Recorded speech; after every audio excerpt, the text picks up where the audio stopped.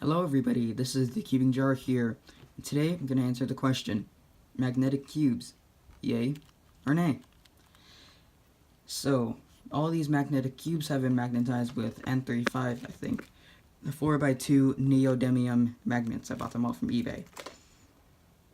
And here we have the magnetic Volk, magnetic Weilong GTS, magnetic Dion 2x2, and finally, magnetic Ganzare. So first off, these are all homemade. They're not cubicle edition or anything. They're all homemade. So first up, we have the magnetic Volk 3. This was the first magnetic cube that I made. It's currently my 3x3 main. I used it in Longmont Cube Open 2017, and I love it to bits. The magnets in this cube just give it that stability that the regular Volk 3 didn't have. It helps it keep its cubic shape, and when I'm solving, it really helps me by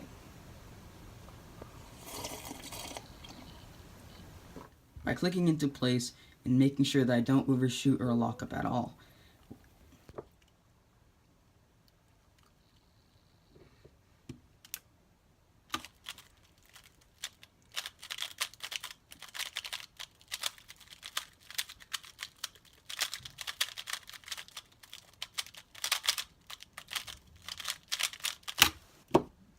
So, would I recommend making this cube? Absolutely. Next up, we have the magnetic Weilong GTS. I kind of feel unjustified to give my opinions on this cube because you can barely feel the magnets in here.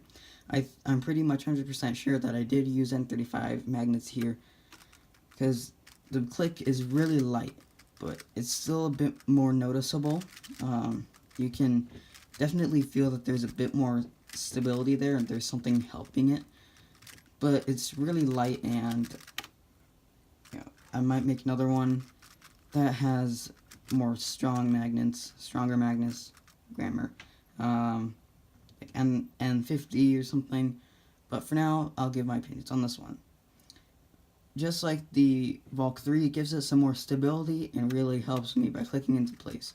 I still lock up here because the magnets are really light, but overall, I like it. It's not my main or anything, but it's still pretty good. So, would I recommend making this cube? Maybe.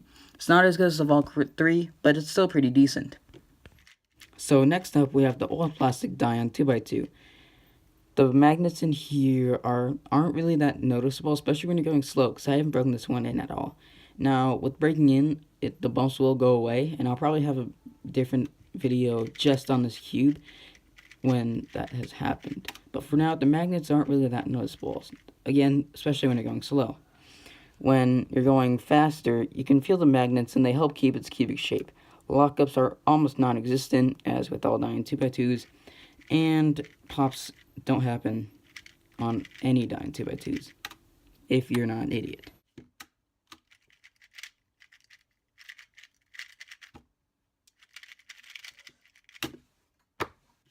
So should you make this Dion 2x2?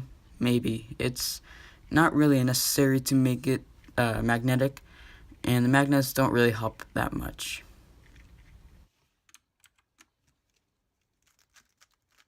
So next we have the Ganzare. This cube is very, very nice and is one of my favorite cubes I've ever had. It is contending with my Volk 3 for my main, and this is why. The cube is very smooth and controllable, and the magnets in it aren't that strong, but you can still feel them, and they're not distracting, but they're not so unnoticeable that you don't even know that they're there. This is not the Ganzare UM from the Cubicle. This is just homemade Ganzare from a normal Ganzare. So I think I use N35. I'm not quite sure about that. But overall, this cube is very, very good.